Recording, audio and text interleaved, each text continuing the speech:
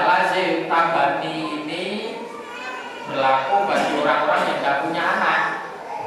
Yang punya anak pun gak apa-apa ngangkat anak, ngadopsi anak ada masalah. Dan itu yang dilakukan oleh Rasulullah SAW.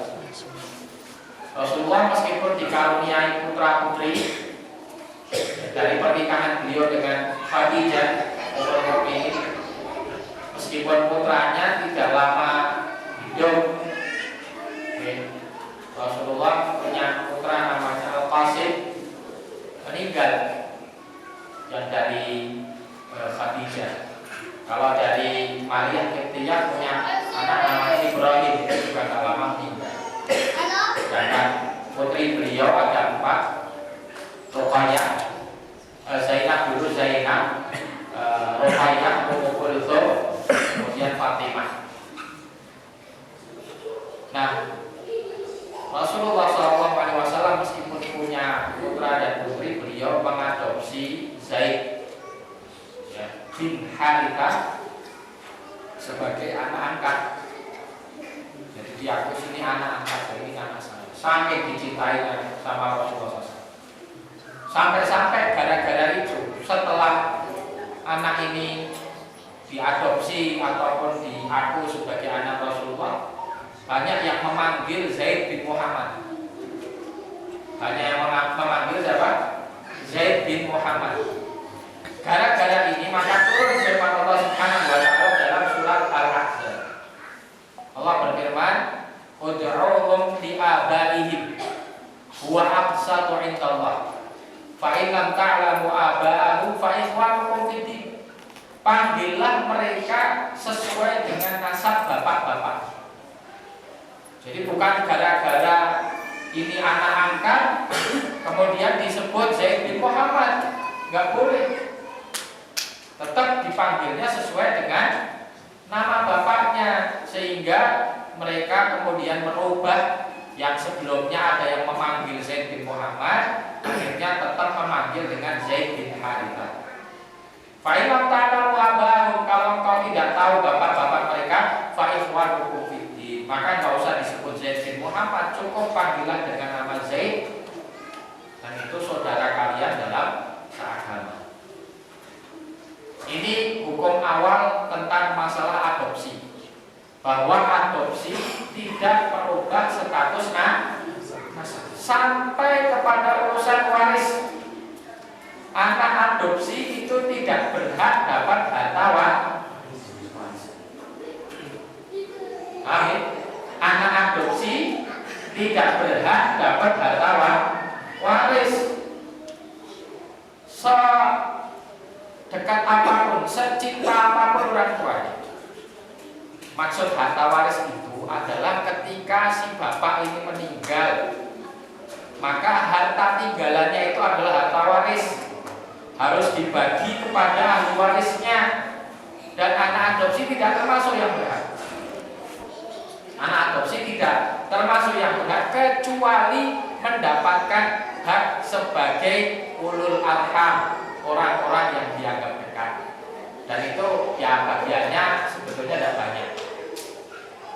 Bagiannya tidak banyak. Berbeda dengan ahli waris. Kalau ahli waris kan ketentuannya ada, dapat 1/8, dapat 1/4, dapat setengah, dapat 1/3, gitu kan ada ketentuannya. Dapat 1/6. Ya, atau kalau tidak asobah itu dapat sisa, tapi biasanya lebih banyak. Contohnya anak itu dapatnya sisa sebetulnya, namanya asobah. Setelah didum-dum, ini istrinya didum dulu, istri dari si mayit, ibunya dikasih, bapaknya dikasih, sisanya di anak. Tapi anak biasanya paling banyak. Anak banyak dapatnya kalau jumlah anaknya dikit. Tapi kalau jumlah anaknya banyak ya oleh si P. Karena nanti jumlah semua waris itu dibagi sekian banyak anak secara rata bagi laki-laki, atau 1/2 ketika anak itu laki-laki dan perempuan. Jadi tadi saya kukuhkan lagi ya, anak adopsi tidak dapat hak waris. Kemudian yang kedua, masalah mahram. Bagaimana masalah mahram ini? Berubah atau tidak? mahram itu disebabkan karena 3. Yang satu nasab. Tadi saya nasab sudah kita bahas. Nyambung atau tidak? Berarti bisa jadi mahram apa enggak?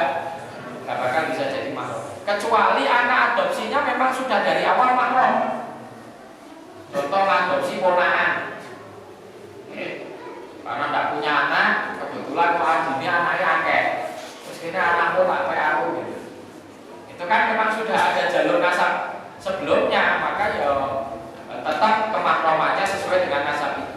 Tapi kalau anak adopsi ini tidak ada kaitan apa-apa, maka tetap dia tidak bakal menjadi mahram dari jalur nasab. Yang kedua, mahram itu bisa menjadi mahram atau akan ada hubungan kemahraman disambung dari sisi persusuan atau rodho'ah, dan itu yang nanti bisa dilakukan. Karena Rasulullah SAW mengatakan yahrumu minar rodho'ati ma yahrumu minan nasab. Yahrumu minar rodho'ah, ya, jadi mahram seseorang itu dikatakan persusuan dan statusnya persis seperti nasab. Maka kalau ada seorang bayi nyusu minum ASI dari ibu sesusuan, maka ibu ini seperti ibu kandung. Suami dari ibu ini jadi seperti bapak kandung. Adik perempuan ibu ini jadi ibunya. Anak perempuan dari ibu ini jadi saudaranya. Persis seperti nasab, karena dari tadi yang rumumina Allah nanti yang rumumina nasab. Paham ya? Jadi dengan persusuan syaratnya, satu, yang menyusui bisa jadi dirinya si ibu tadi atau saudara perempuan dari ibu ini atau anak perempuan dari ibu ini yang ngambil anak adopsi. Pas berbarengan dengan itu adik perempuannya sedang menyusui, maka disusukanlah kepada adik perempuannya, maka si anak ini akan jadi ponakan sesusuan. Jadi si anak ini kalau panggil ibu angkatnya apa? Bibi sesusuan, bude. Ya manggilnya ibu, tapi statusnya sebetulnya bude sesusuan itu mahram. Gak boleh dinikahi selamanya. Boleh berhalwat, sentuhan tidak haram dan seterusnya. Ya, atau anaknya. Ini ibu sudah tua, punya anak sudah dewasa. Ketika dia ngadopsi anak, anaknya baru menyusui, disusukan kepada anaknya, maka anak angkatnya ini statusnya cucunya, cucu sesusuan. Ini cara yang pertama. Cara yang kedua, kemahraman itu kan tadi ada 3 nasab, persusuan, yang ketiga dari sisi musyawarah atau pernikahan. Dengan cara pernikahan. Wis kadung ngadopsi anak umurnya 3 tahun, udah nggak bisa persusuan. Umur 3 tahun kok. Persusuan itu maksimal 2 tahun. Ya, maka kalau orang umur lebih dari 2 tahun minum ASI itu nggak ngefek sama sekali. Kadang ada pertanyaan nyeleneh itu kok. Kalau suami minum ASI dari istrinya gimana? Itu ada yang nanya gitu. Ya saya jawab nggak ngefek apa-apa. Karena persusuan itu ngefeknya batasannya 2 tahun. Dan syaratnya 5 kali susuan. 5 kali susuan. 5 kali susuan itu gimana? 5 kali nyedot atau 5 kali nyusu yang sampai dia kenyang lepas diri. Jadi bayi itu kan kalau disusukan itu kan nanti nyusu itu ya sampai dia kenyang. Kalau kenyang lepas sendiri. Nah itu dihitung 1. Hitung 1. Kalau besoknya seperti itu lagi 2 sampai 5 kali baru ini jadi nasab. Baru jadi nasab sesuatu. Kalau kurang dari itu belum. Lagi nyusulnya bisa anakku sesuatu. Belum sah gitu ya. Gitu. Nah dari sisi musyawarah tadi gimana caranya? Anak ini sudah kandung besar, sudah kandung besar, kita nggak bisa nyusui. Nah ini yang adopsi punya anak perempuan. maka dinikahkanlah si anak laki-laki sesusuan tadi, anak laki-laki adopsi tadi dengan anak perempuannya. Nah, kalau nggak punya anak perempuan, bagaimana caranya? Ya, bagaimana caranya? Wallahu a'lam. Ya, kalau sudah kandung gede, tetap tidak bisa jadi mahram karena musyawarah sudah tertulis. Kalau nikahkan dengan saudara, nggak mahram. Jadi nikahkan dengan ponakan, nggak mahram. Kan repot ya. Nah, sudah berarti tetap dijaga kemahraman bahwa tidak boleh berhalwat, tidak boleh sentuhan tangan dan sebagainya. Terakhir, anak adopsi itu bukan hak bapak angkatnya untuk menikahkan apabila anak itu perempuan. Maka walinya adalah wali hak.